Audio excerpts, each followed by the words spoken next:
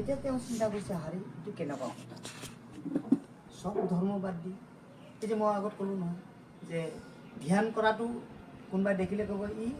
এইটো ধৰ্মৰ মানুহ দেই হয় নহয় ঈশ্বৰৰ ক'ৰবাত কীৰ্তন যদি কৰে ক'ব এইটো ধৰ্মৰ মানুহ দেই এনেকৈ নকয় জানো কিন্তু নহয়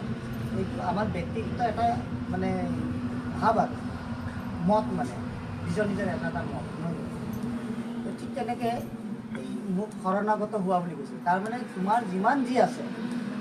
সব বাদ দিয়া এইবিলাক বাদ তুমি মোৰ ওচৰত শৰণাগত হোৱা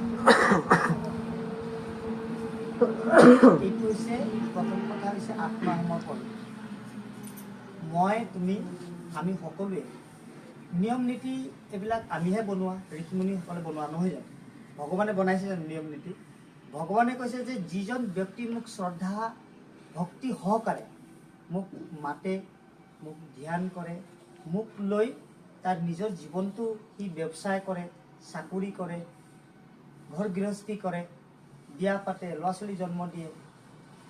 যি কৰে জীৱন বৃদ্ধিৰ কাৰণে এইজনে মোক প্ৰিয় ভক্ত বুলি কৈছে গম পাইছানে এইটো হৈছে কথাটো মূল কথাটো বুজি পাইছা তাৰমানে ইয়াতে ছাবজেক্টটো কি আহিলে যে মূল বস্তুটো হৈছে ভক্তি আৰু চেষ্টা হয় এই ভক্তি নিষ্ঠা চেষ্টা এইবিলাকেই হৈছে যে বাকী নিয়ম নীতি কি চেঞ্জ নহয় জানো ইয়াৰ আগত কংগ্ৰেছ আছিলে বেলেগ নিয়ম আছিলে হয় নাই এতিয়া নিয়মবিলাক চেঞ্জ হৈছে নাই এনেকৈ আমি যেনেকৈ আমাৰ দেউতা ককাৰ দিনৰ নিয়ম কেনেকুৱা কৰা আছিলে হয় না এতিয়া চেঞ্জ হৈছে নাই এতিয়াওতো আমি ধৰ্মটো কৰি আছোঁ ন